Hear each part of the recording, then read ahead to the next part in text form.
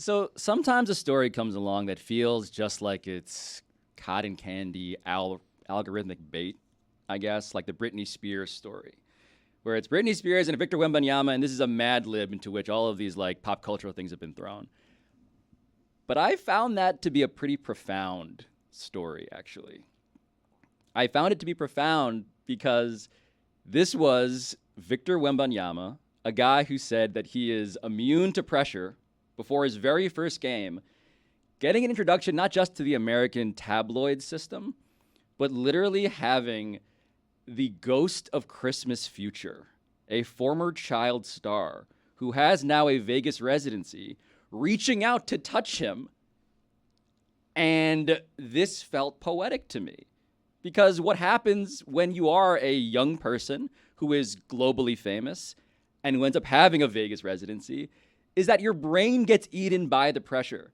And so I've been watching Victor Wembanyama, the greatest prospect in the history of basketball, allegedly. I've been watching him through this lens. Well, that's been said, David. It's not been said that he's the greatest in the history of basketball. Yes, it has. It has been said. And then it got calibrated to since LeBron or but LeBron. But he has been hailed as that caliber of prospect for all the reasons that are obvious in this video. His height, foremost among it. But to me, like, this is about fame. And this is about how this kid is handling the fact that he just had his first game and he struggled. And then last night he had a second game and he was closer to what we were hoping, but not quite there yet.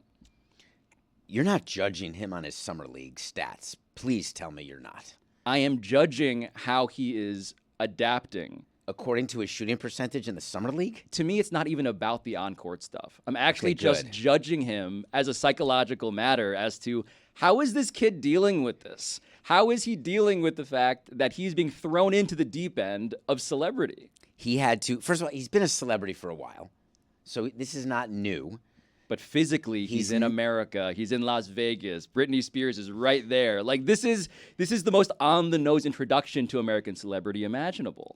But actual celebrity contact doesn't require you to run up from behind and grab. If she wanted to meet Victor, her security could have spoken to his security, and they get together and say, hey, Britney would like to say hi. Victor would have said no problem, or the other way around. She came up, and I don't know what her situation was, but the job of Victor's security in that case is it doesn't matter whether it's Britney Spears or not. It's no one touches your client.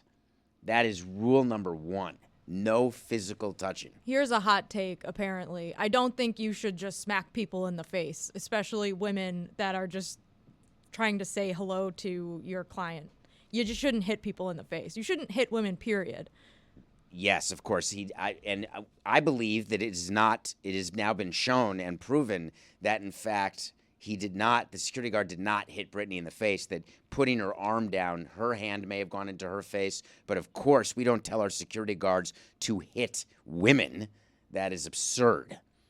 The point being, though, that in the fog of being Secret Service to a celebrity, this guy intuitively reacted like someone was trying to assassinate Victor Wembanyama, and it turned out to be the person who helped me go through puberty. Britney Spears helped you go through puberty? Same. I mean, yeah, absolutely.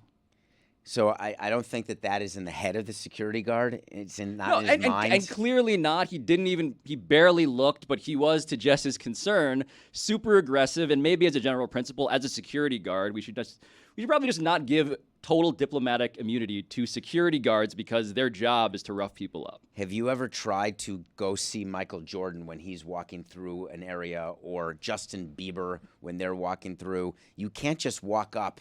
Have you ever been assaulted in public? I'm happy to go through this and explain what assault is.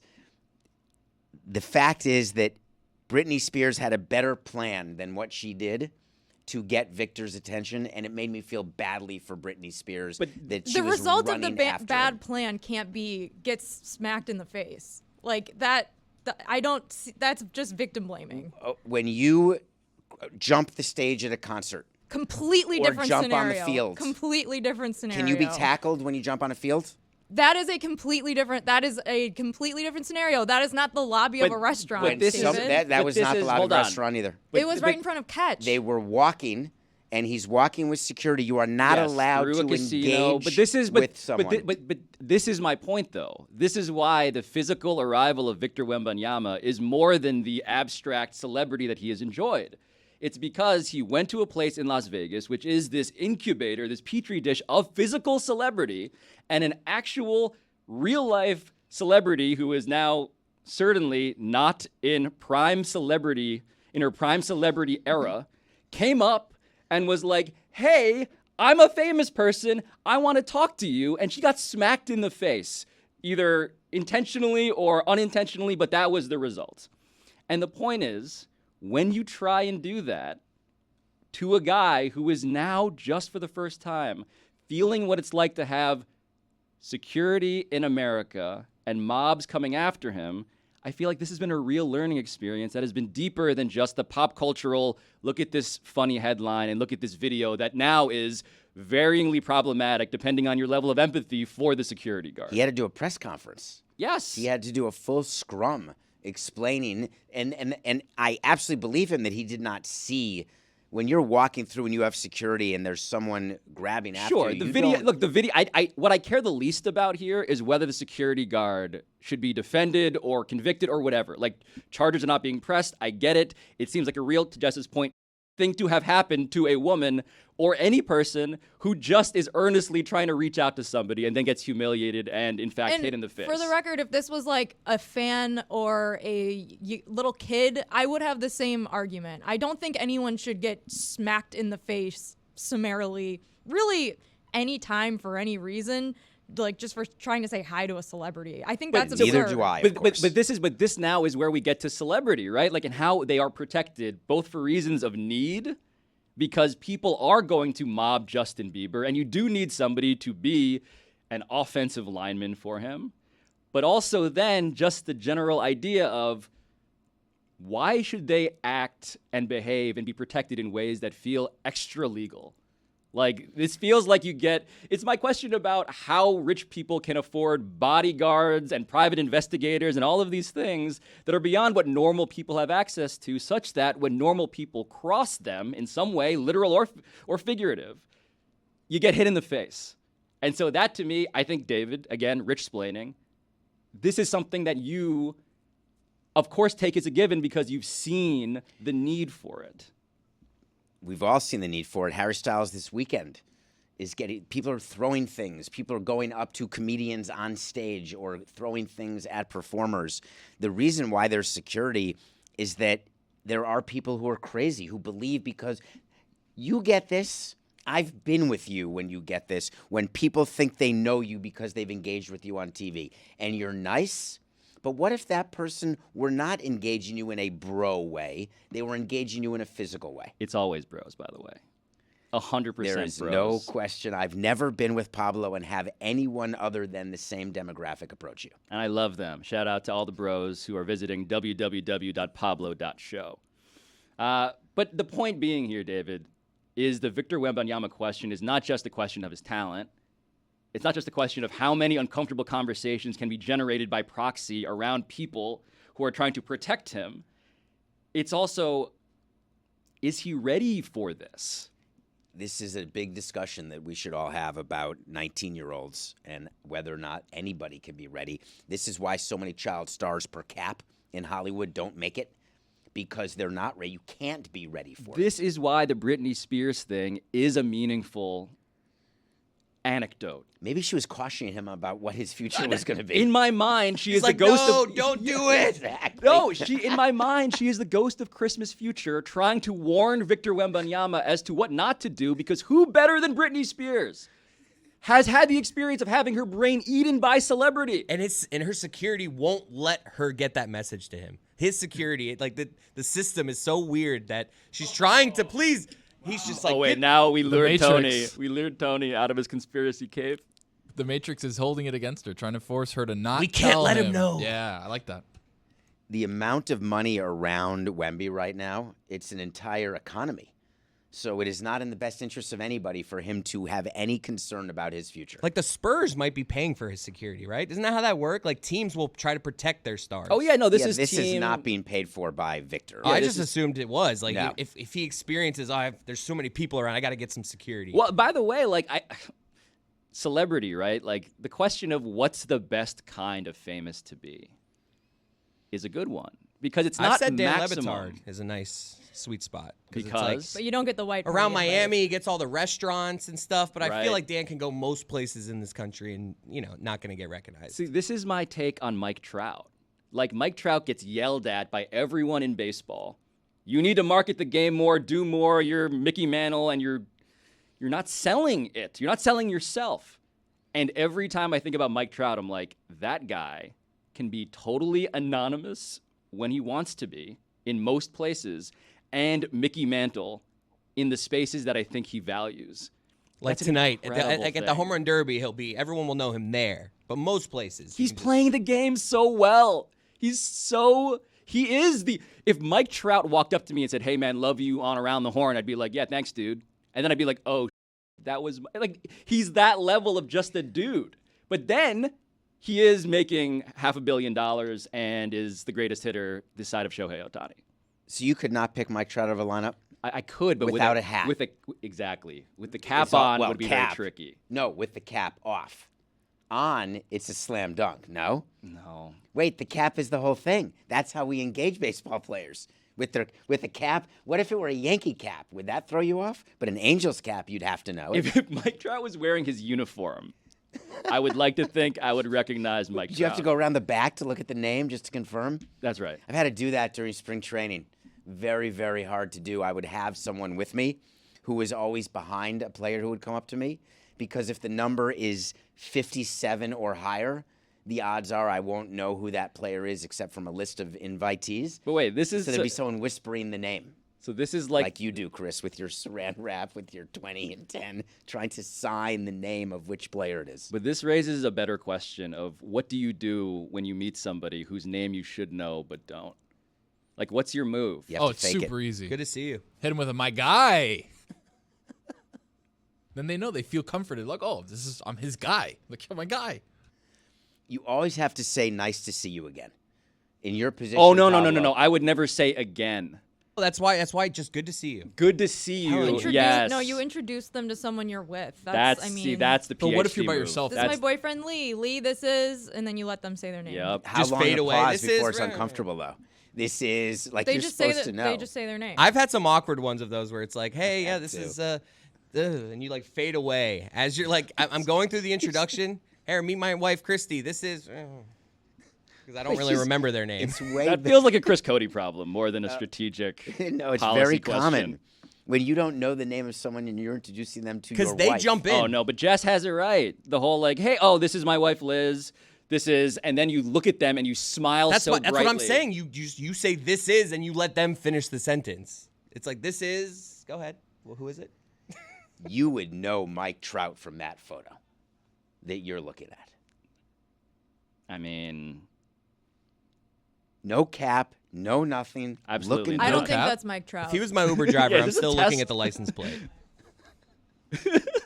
reading the last three digits. token stock, bro. 72C. No, that's not it.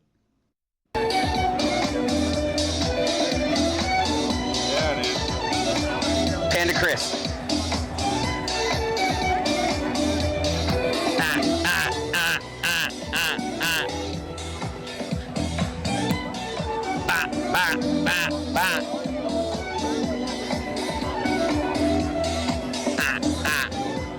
Cut to Lewis on the phone. Cut to Lewis. Yo, give him Yeah. a Fortnite. Give him a Fortnite. Feel it? Feel it? Back to Lewis. Can't believe this trip was approved a second year. Chris, how do you feel watching? I did not know. that? Just to take a little peek behind the curtain, they were like, "Hey guys, we got a Tahoe video ready to go," and I did not know it was that cringe with me dancing awkwardly. But man, I miss it. I wish I was there. I mean, you saw the drink in my hand. Was that a grapefruit vodka? I don't know what it was, but they were just handing them out like candy. And it was fun. I miss it. Look at that. That 17th hole, man. That is Just because they're gorgeous. handing it out doesn't mean you have to take it. Because you're supposed to have been working. That was after work. This was like late in the afternoon after we'd already done our content. Oh, content. Imagine that. You think we'll get any of that this week? At this rate, no. It was promised. It has not been delivered. And they left you here, Chris, to pick up the slack, basically. How are we doing so far? I feel like it's going great. I'm having a good time. Forget the fact that there's nothing from Tahoe. The board outside, which has the schedule and has guests, blank. It's not blank one other day that I've been here, and I've been here for quite a number of days, and Dan leaves, everyone's in Tahoe. Stu is whatever he's doing in Tahoe, I guess. And for you, guess zero. I would, in the show's defense, Monday is historically the day where we have the least guests. Maybe one, but... In the show's defense, do you mean in my defense as the executive producer of the show? Oh, I was supposed to guest book? I don't know. How does this show... Oh, there it is. Yep. Oh, very no, good. they actually... So on youtube.com/LeBatard and giving friends. away the good stuff. there were a bunch of guests that they were going to have on, and then the guest booker said that actually Pablo was going to be conducting the interview, and all the guests backed out. Oh. Go back to the we topics. had Brad Pitt, Don't say that. Look, it Lewis says Hamilton. one of the topics. Brad Pitt heard me say Giny before and was like, I'm out. One of our potential topics is home run derby may have Tony intrigued. So we should get to that at some point if you guys want. It's tonight, and it's only may have you intrigued. May you guys look? We'll do this kind of like Shark Tank. You guys give me pitches on why I'll be intrigued for the home run derby, and I'll decide. Julio Rodriguez. Giancarlo Stanton. He's still doing it? No. Oh. But that could intrigue you. They could. It would. Be like, oh. How about take the biggest guys in the MLB and then put them in a home run derby? I'd be interested. Like by size, though. By size, right? Yeah. But small people, Ichiro would have been the best home run hitter in baseball if he had wanted to, and he's not a big guy. If I wanted to be a bicycle, I would have had 2 wheels. Yeah, but Ichiro can hit home runs, actually. Thanks, Dad. Tony could be a bicycle. Could. Mine was if my grandmother had wheels, she'd be a bus. That's when Too many wheels, young. though. It's 4 wheels. Some of them have like 8. Oh, have Let's the all- dualies on the back. Let's all say our favorite saying. Let's all go around the room. Lucy? Oh, I don't know my favorite saying. Can we come back to me? No. That's a good saying. Mine is, in the land of the blind, the one-eyed man is king. That's too deep. I learned a really good French saying this past weekend from my friend who is from France, and he said the saying is in French, but it translates to you can't straight while you're twisting or something to that effect, which I thought was very, very clever. Did he say that in French? Yeah. So Merde was a part of it? I don't. Yeah. Look at sure. you flexing your French. I'm muscle. definitely flexing my French. Look at me, Louis. But it's not impressive when you can just call one word out in the Yeah, sentence. everyone knows how to say. That was the shit in saddest French, self too. alley-oop in the history of the soundboard. It was really supposed to be for her. My favorite is tomato. My favorite is the juice is not worth the squeeze. Lucy, we're back to you. Okay, you catch more flies with honey than vinegar. She Googled that. No, that's no. I just didn't. Googled No, it. I saw didn't. it. She No, just I Googled didn't. it. You are a liar. You just got caught Googling No, I best didn't. expressions. Welcome to the Oh, team. look. We all undercut each other at If any you look at my point phone, we can. it's a note list for fun facts about me, and I only have Sure, one, and I okay. can't think of any I others. Wait. gave her an assignment in the last break because we started with her like we tend to do. We put her in the spot, which is talk about something serious. So I was like, we want to introduce you to we want people to see the fun side. So I was like, come up with 3 fun facts about you. I don't know if she'll have it ready for later in the show, maybe tomorrow, but we're gonna get to that. How at much some time point. do you need to come up with 3 fun facts I mean, about they gotta be yourself? fun though, Ooh, David. 2 truths and a lie. Are we doing freshman orientation icebreakers today? Then Honestly, apparently, that's where we're at. apparently, David has 3 fun facts about himself right off the cuff. So go ahead. Well, you all happen to know No, all of tell my 3 'em. fun facts. I don't. My first fun fact is that I have many, many tattoos. That's not a Okay. fun fact because I saw you walk in and I saw your tattoos. I'm talking about in places where you didn't see. I don't want to see Okay. that. Okay. You're right. I don't think anybody. The second wants to fun see fact is them. that Welcome, I'm Lucy. way better at sports than people think, given my size. Sneaky athletic. I believe. See, there you go. That's Not a fun fact. If I you're dis- laughing, that makes it a fun fact. I dispute both the fun and the fact aspects of that. fun Which 3 fact. sports are you the best at? Like, if you had to, which 3 are like those are the ones I'm the best at? Sneaky. Ping pong? I'll destroy you in ping pong. You will not beat me in a game of ping pong. We got to get this. I'm really good at ping pong. So am I. Okay. Oh, this would be great. Seriously, I want to do this. Who's that? Both of us for bragging about how good we are at ping pong. Yes. Okay. Next. He's that guy's. Yeah. 2, cards. Come on now. Very good at spades and hearts and poker and things like that. Poker. That's a fun Now you're fact. talking So my far, fun facts are brags. That's what I'm getting. Wait, isn't that what a from- fun fact is? No. What's a fun fact? A fun like I've fact got is one like I ear? have a fourth nipple. Oh. Yes, And a like third, my I guess. A fipple. my uncle is Alan Alda. Like that's a fun fact. I'm related to Ray Romano. That's an actual fun fact, and we learned that when you were at Tahoe and got drilled by a errant ball that he Through hit. marriage. Yeah. You are related to Ray Romano? Through marriage. Have you spoken to him about Somewhere in Queens yet? No. Well, we did. We had him on Cinephile, so yes, actually. Not off air. I thought you meant like real talk. Like No, him I and meant like 'cause I at a know him. Thanksgiving dinner. No, we don't do Thanksgiving. Chris just together. remembered he has another podcast. Not this week. That's true. Way too much going on. And the third fun fact is that people do not realize how actually I feel about this show. It's not a fun fact, David. How is that fun?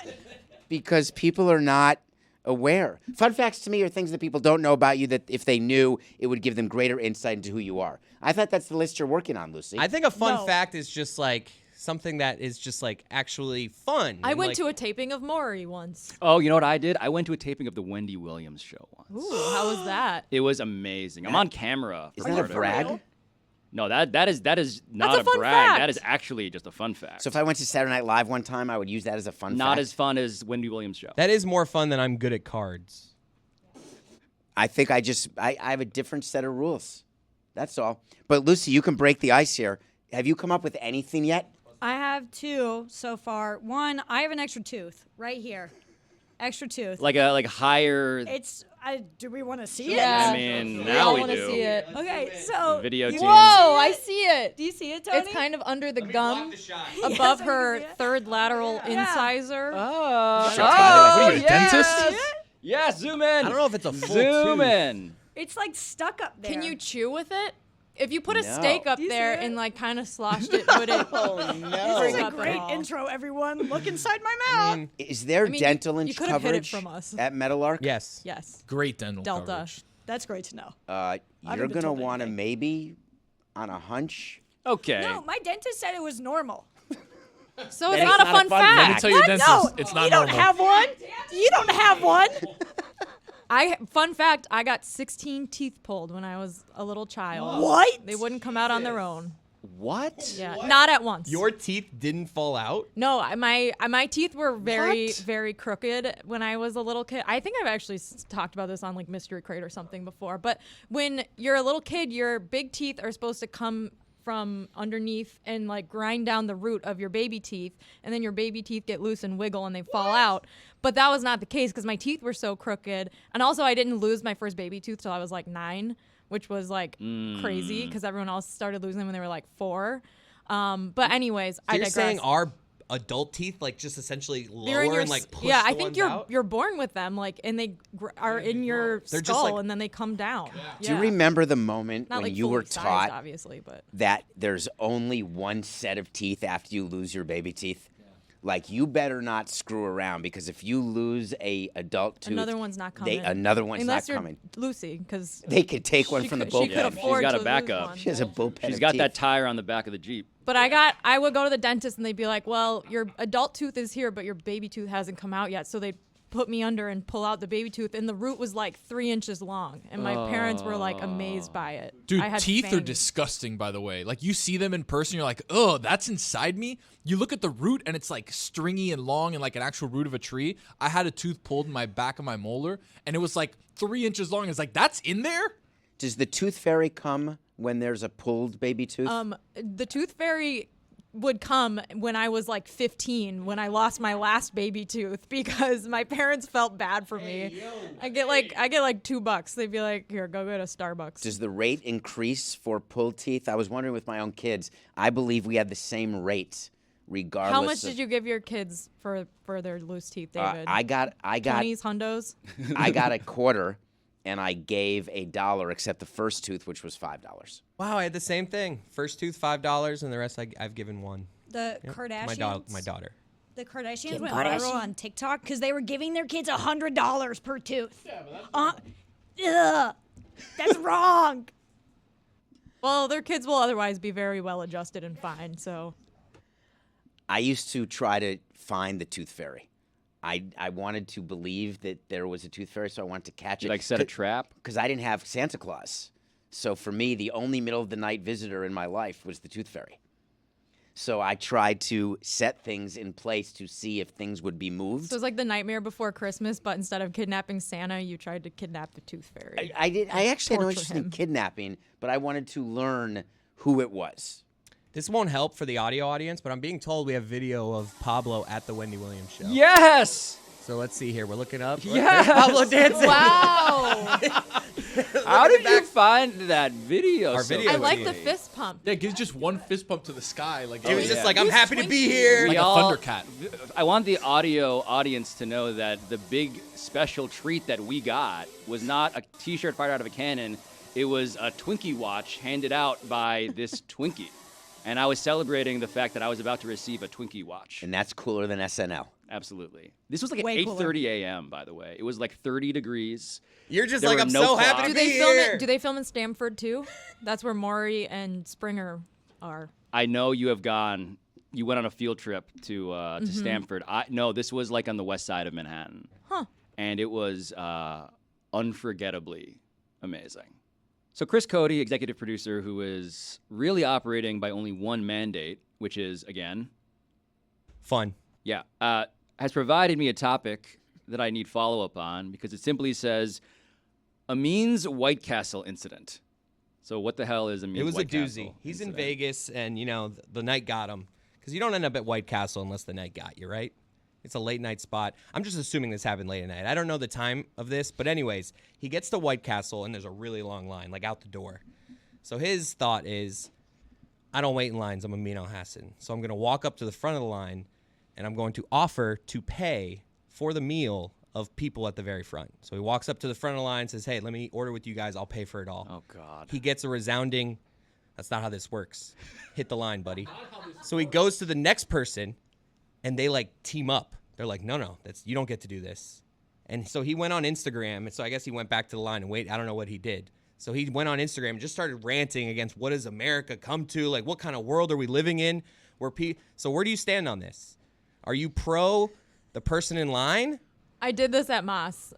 We had like no food at one point in the night, and I offered to pay for the people at the front's tacos if they would just order me one because I was starving.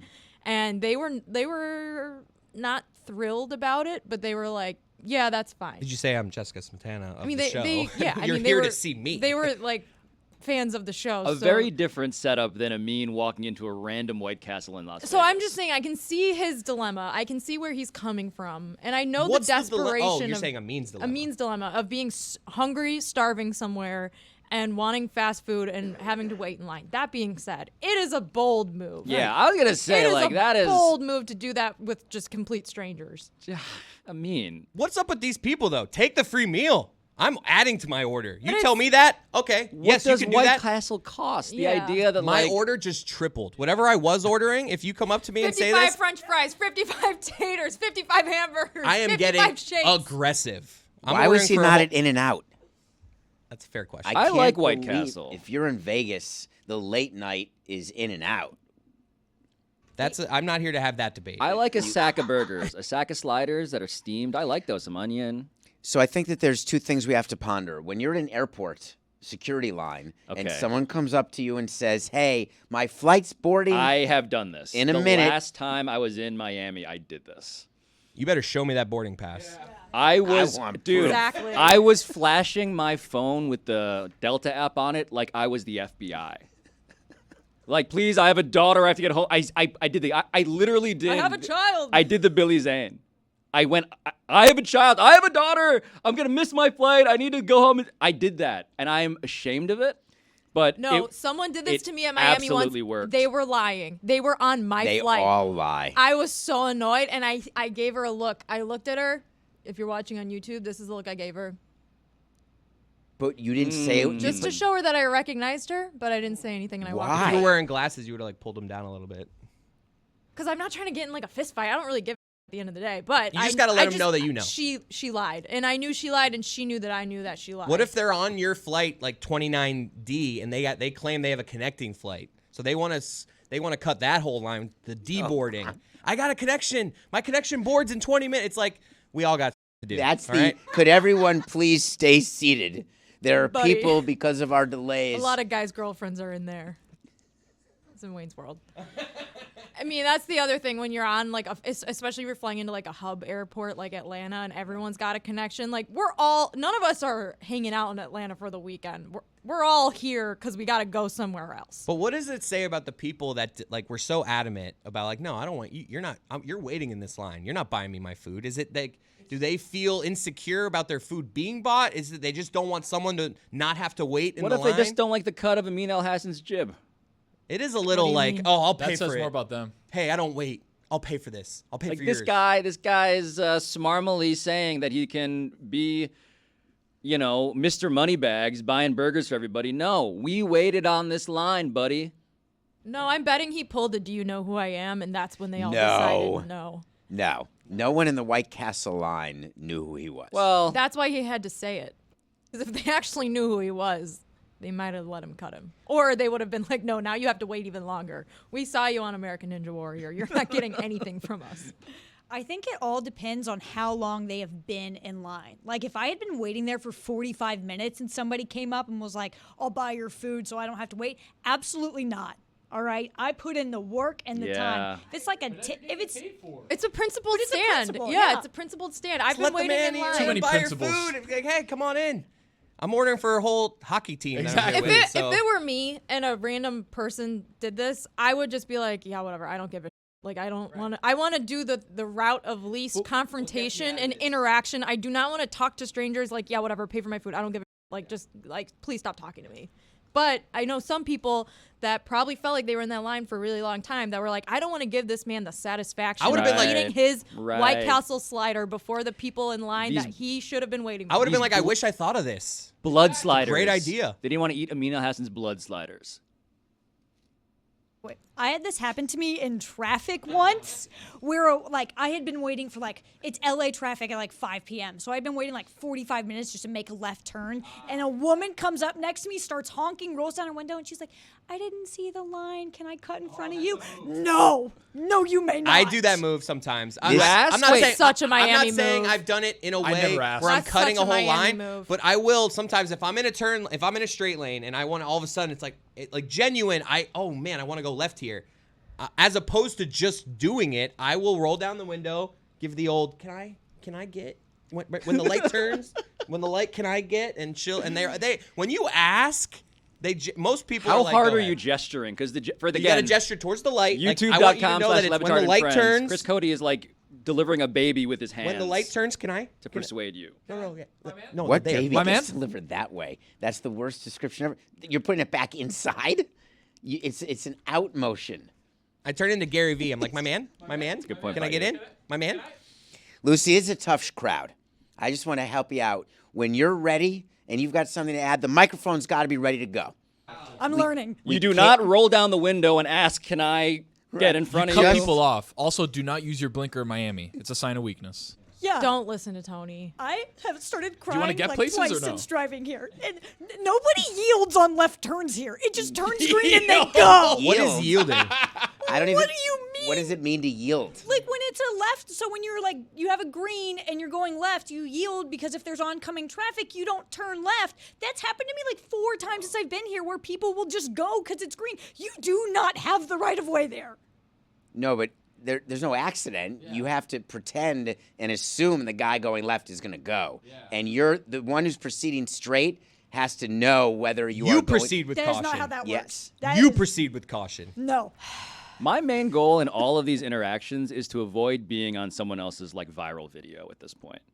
All I want to Yes. Jess's point about like, yeah, sure, whatever, man. Just like I just don't want to Don't wind talk up to a me. character. Don't look at me. Don't film me. Don't Yes, talk about me. this is my philosophy Pretend about I'm not here. being in an Uber. Also, like if my Uber driver has takes, guess what I'm doing? I am nodding. Taking a nap. No, I am gonna pretend to sleep at some point, but until then, I am just like, yup, whatever. Yeah, I've heard I some have- bad takes in Ubers in Florida. I have it that co-signed way. by just like tacit nodding so many. Oh, I co-signed on terrible a theories. cab driver in New York once who told me that women shouldn't have jobs, and I was on my way to a business trip, and he was driving me to LaGuardia, and I was like, "Yep, that's true." Absolutely. Don't you go right to the phone? Yep. Why do you go to nodding or sleeping? I go to the I'm on a fake call. I go right to the call. Oh, so It's I do very that on effective. the street when I know someone is like on the sidewalk about to ask me to like sign or sign up for something. I just continually say the word into my earbuds. Thursday? Like Thursday. Okay. Thursday. I just keep on saying What Thursday. if it is Thursday? Do you say today? No, it doesn't matter. It So could, you could just be next Thursday? Thursday. Yeah, I'm just like trying to make it seem like I'm urgently negotiating the date for something. So I just say Thursday. In Thursday. shorts and a t-shirt as you're walking, Yeah. looking up and around. I'm always on the phone talking to someone saying Thursday. That's my move. I feel like that's your move even when you're on the phone. Like that's what you're adding to the conversation. Wait, was it this Thursday or next Thursday? That is not appreciated. Well, it's about as appreciated as the call I got yesterday from you, which simply said hell. Like it's not hell. Okay, it was so hell. if you want to litigate this, David, I do want to litigate it because Yeah, what was so- going to be your plan short of telling me hell? because again, I have a child, and so I decided to take the 7:43 p.m. flight from LaGuardia to Miami. And what happened was at like, what time was it? 4 o'clock, 2:30. 2:30. I get a text that says, my flight has been canceled, and there are no alternative flights to be booked on. And so I texted you the screenshot, With hell. hell, period.